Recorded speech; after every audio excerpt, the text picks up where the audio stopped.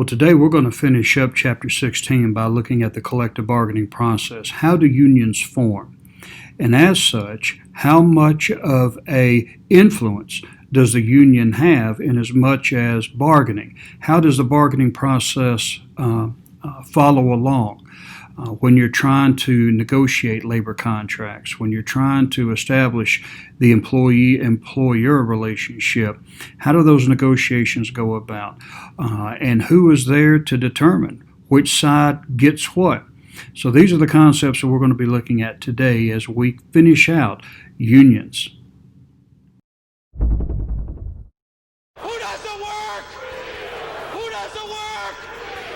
Labor unions claim they represent workers, but many workers say the union doesn't represent me. Unions are killing this country, and unions put my father's business out of business. Who does the work?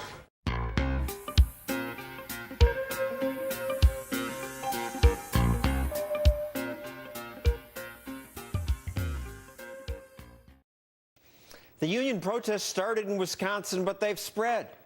And it's good that the media is covering this because America's going broke. So we need a serious discussion about government workers' unions and their deals. In New York City, some people told me union contracts protect people. Wisconsin need to, back up and allow the union to do their job. What side are you on? Well, since I'm a government worker, I guess I don't have to tell you. In Wisconsin, unions and the Democrats demand what they call their right to collective bargaining. Collective bargaining sounds good. Why shouldn't workers be able to band together and bargain as a group? Rick Berman's executive director of a group called Center for Union Facts. Why shouldn't they be able to do that? But before we get to that, Ethan Pollack is from the liberal think tank, the Economic Policy Institute. He supports the unions. I mean, collective bargaining is one reason, I'm told, states go broke. Unions elect their bosses who pay them back. It's a money pump. It goes from taxpayers to the union worker. He pays dues to the union gives to the candidate who promised us to do more for the union workers, and round and round. Yeah, no, I mean, collective bargaining is not causing states to go broke, in part because states are not broke. I don't think so. They have shortfalls that were caused mainly from the economic recession. But the point here is that there's a lot of occupations in the public sector where they don't have a lot of other places to turn. If you're a firefighter, if you're a policeman, if you're a teacher, there's not a lot of private sector analog. Basic Economics 101 would tell you that if you don't have an appropriate countervailing force on the worker side, then you will actually have, then the government will be able to drive down wages and drive down compensation below the market efficient point. But federal workers don't have collective bargaining rights. They do. Federal workers? Carter outlawed it. They have unions, and look. The point here is that state and local workers are underpaid and undercompensated. None of them are vastly overpaid. That does not compute. And therefore, it's impossible for them to actually be bankrupting the states. I would think they are paid more than private sector workers, but it's not the pay as much, it's the pension deal. So the politician comes in, makes a deal, and he's long out of office when the pension deal comes due, and they're assuming an 8% rate of return. That's going to bankrupt states because they're not going to make 8% on their money. Certainly they will, actually. If you look at the Are you making 8% on your money? I'm making 2% on mine. Well, pensions are a little different, and if you actually look you know what, at John, they're not making 8% on their money. Nobody's making 8% on their money. And every year that you miss 8%, you have to do that much better in the subsequent years because it's 8% and there's an assumption that that 8% is being compounded. The problem is that there really isn't collective bargaining. What we've really had here is a collective conspiracy between the unions and the politicians who are trying to see to it that they continue to do well by the unions and keep getting political contributions. It's not labor versus management as it is in the private sector. It's labor versus the taxpayers. All right, you call it a collective conspiracy, but a New York Times poll this week found 60% of Americans support the collective bargaining right. Yeah, absolutely. By the way, this is not a right. Yeah, they did word the poll I just want to make one thing clear. These are privileges that are granted by the states. And you can go back. Franklin Roosevelt didn't think that this was right for public workers. Even George Meany, the head of the AFL-CIO, said that this wasn't really appropriate for public sector workers. What about it's that? Not a right. It's sort of weird. I mean, these are your guys, FDR, George Meany, and they're saying, yeah, public sector workers, this isn't going to work. Look, it's not that they... That's silly. The broader point is that a lot of these governors are looking to solve their budget problems on the backs of a lot of these middle-class workers. Now, you talk about middle-class workers, and a lot of people believe the unions represent the middle-class workers, but let's remember the unions represent barely 10% of the 12% of the workers total, so most in the middle class are not represented by the unions at all. I don't know why you say unions speak for workers. Well, they do in part because they push for a lot of things that don't just help them. I mean, for example, unions are very active on like the estate tax, for example. Now, what do they have to gain by pushing for the estate tax and making sure that rich people pay their fair share? Rick Berman? I'll tell you why they push for higher taxes, because the majority of the budget of state and county and cities is for employees. And so if there's more tax revenue coming in from the taxpayer, then the unions can sustain the wage rates and the benefit levels that they want. It looks like a Tea Party rally. Crowds of Americans protesting their government. But of course, most of the protesters in America today are not Tea Partiers. They're the unions protesting their state governments. And lately, polls suggest many Americans side with the unions. So, are these union protests the equivalent of a Tea Party on the left? Will they swing the pendulum back toward bigger government? Let's ask a pro-union guy, David Callahan. He co-founded Demos, the progressive think tank. Also here from the real Tea Party to fight back is Matt Kibbe, head of Freedom Works. You're toast. His side, as the unions are taking over, public is swinging back with them. True? I don't think it's true at all. If you look at what's going on in Madison, that is a quite typical special interest protest of government workers who want more benefits. They want more money from their government. The Tea Party is a genuine, honest, small government movement. Your side is special interest. Well, I think we are seeing a watershed movement here with what's happening in Wisconsin. For a lot of people, this has become so much more than just a negotiation between the governor and unions. I mean, we have just come through a decade where the rich have gotten richer. Most of the income gains have gone to the top 1%. We've had a financial collapse triggered by Wall Street greed. The solution of Tea Party people is, hey, let's balance the budgets on the back of teachers, of firefighters, of poor people. Let's close down our park system. And, I think a lot of people feel enough already. This has gone too far. Governor Walker has not asked for any sacrifice on the part of the wealthy people in Wisconsin. Maybe the Americans who've done so well in the past decade should help get us out of this situation. Your response? Well, tragically, I don't think either Washington or Madison have cut anything yet. And there's some hope that we could get to a modicum of fiscal responsibility. I think what you hear from Tea Party activists is a simple value that government shouldn't spend money it doesn't have. And if you look at government workers in Wisconsin, compare their salaries, their benefits to their equivalent in the private sector, they make twice as much. Maryland said, we want to tax millionaires. They said it would take in $100 million. They lost $200 million. Well, people left. Rich people will escape your onerous taxes. Look, I mean, California, New York City, two of the highest tax rates, tax places you can live, filled with rich people. Matt, what about that? California is also filled with debt. They're about to... That's because they won't raise taxes, Matt. I mean, why not ask for shared sacrifice? This is one of the things that is really ticking people off. The sense that, tough times, we all got to pitch in, we got to dig out of this hole. Everybody should do their part, but especially the people who've done the best. And Matt, what is it? Why not raise taxes on the wealthy? What's wrong with that? Why would you reward government for so poorly managing their budget? We spent too much, we didn't get the job done, therefore we're going to go to the taxpayers again. It's the fundamental difference between the private sector and the public sector. In the private sector, if you have less revenue, you tighten your belt. Spending on education in Wisconsin has doubled from 1998 to 2008. What has performance done? Over 2/3, according to the Department of Education, over 2/3 of 8th graders in Wisconsin can't read at a proficient level.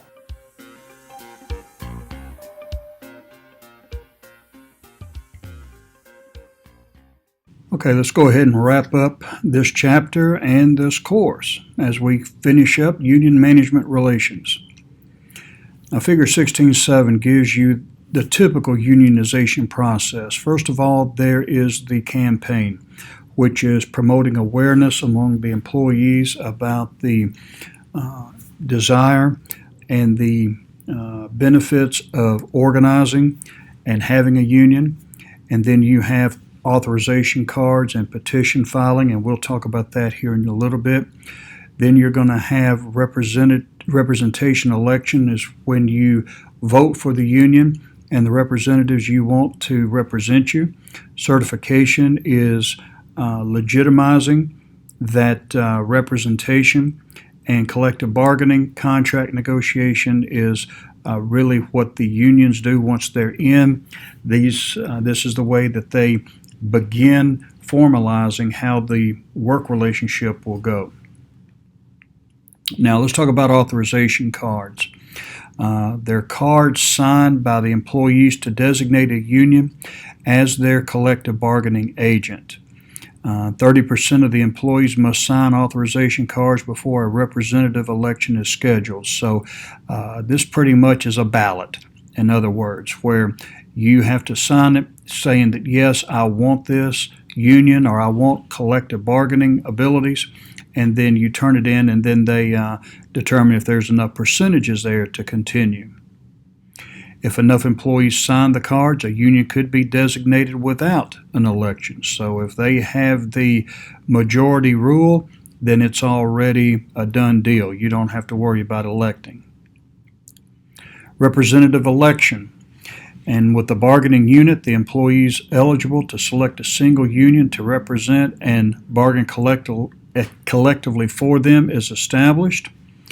And the NLRB excludes supervisors from this procedure.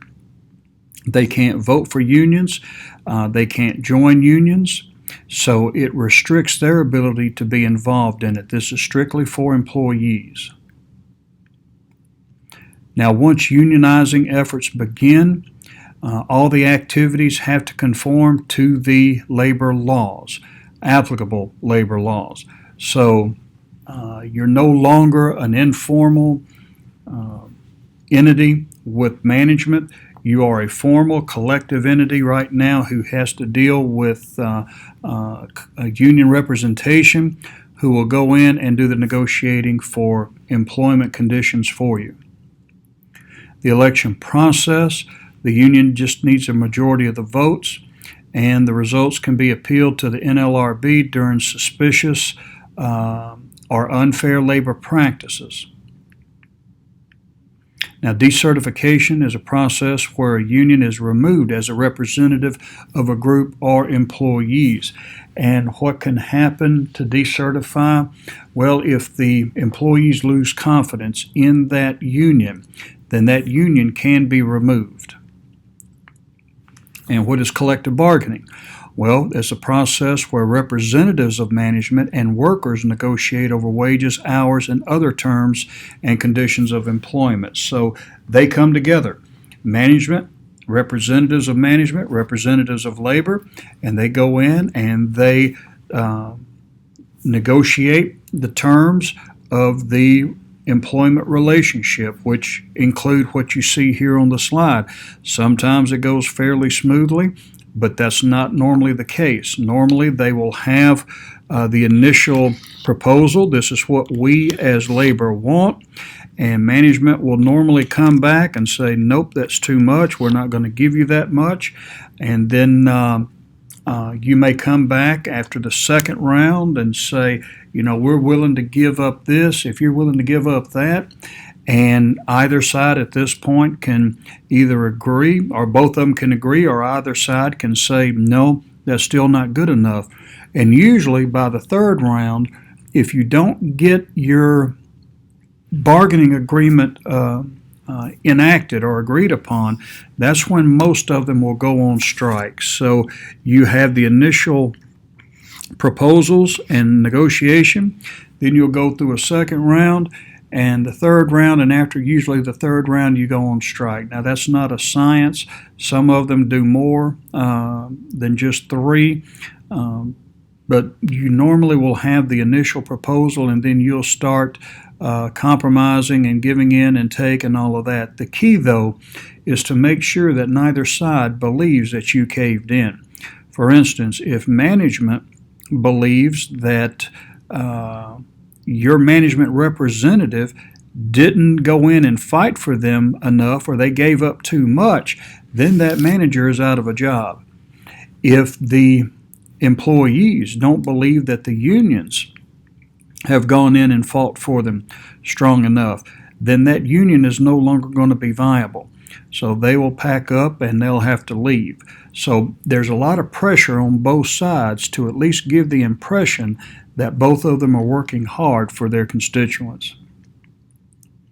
Now, Figure 1610 is just the level and degree of conflict or separation that you have between management and unions. And as you see here on the far left, when you're in conflict, they're the farthest apart, all the way down to collusion, which they're both in cahoots with each other, working to affect some type of outcome. But you see here the different levels of distance as you move through the different dimensions of agreement and bargaining. Now, some of the issues that you deal with: management rights. These are rights reserved so that the employer can manage and control its business. So there are some things that the manager will not, or management won't relinquish. Maybe equipment, or maybe processes, or so forth. Union security provisions. It's a contract clause to help the union obtain and retain members and collect union dues. And that's pretty much the union saying that even if you strike or if you're laid off or whatever, we still can collect dues. And union dues issues. Dues check-off clause provides for the automatic deduction of union dues from the payroll checks of union members. Unions are going to get their money. And here's one thing about strikes. You may be out of work, but they're still going to want their union dues every month. So that's one of the big concerns that many people have with unions, is that they're about the money.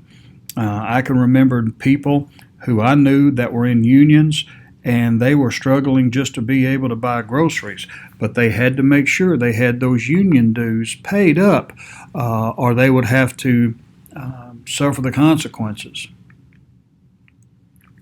Now, Figure 1611 just gives you a depiction of the things that you're going to negotiate for. Mainly, it's compensation, benefits, and work conditions. Those are the three main areas that both labor and management will focus on when they are in the collective bargaining process. And the continuing negotiations, this is what we talked about a while ago, when they all go in and you have your initial proposal, and then you have a fallback proposal, and then you have the final proposal. Each side attempts to determine what the other side values the most, and they'll try their best to try to negotiate based on that. And then you have a good faith negotiation, which the parties agree to send negotiators who can bargain and make decisions. So management is sending the people they trust, labor is sending the people they can trust, and then they go at it. Ratification is the process where members vote to accept the terms of a negotiated labor agreement. So once the agreement has been made, it has to be approved by a vote of the union members.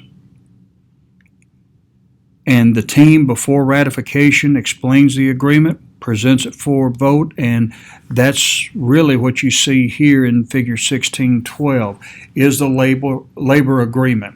And it's normally outlined in those 20 items that would be the Constitution for that particular labor agreement for that period of time. And then once the period of time expires, then you've got to go back and do it all over again and negotiate for new terms of employment. Now, bargaining impasse.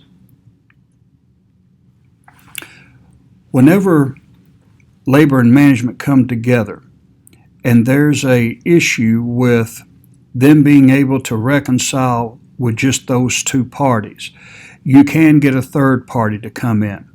Now, under conciliation, the third party just negotiates with them, not as really a negotiator, but a facilitator of negotiations. They're kind of like a referee. They let them talk and they try to keep it on point and look at the benefits that each side is trying to present and really just being there to help keep the negotiations going. Mediation is where the mediator will offer suggestions to help the negotiations reach a settlement. So you have that area too where they're not determining or they're not the final say, but they can come in and say, hey guys, you thought about this and this, but what about this? So they can suggest ideas and to help them be able to better communicate with each other. Arbitration is where you leave the decision to that third party.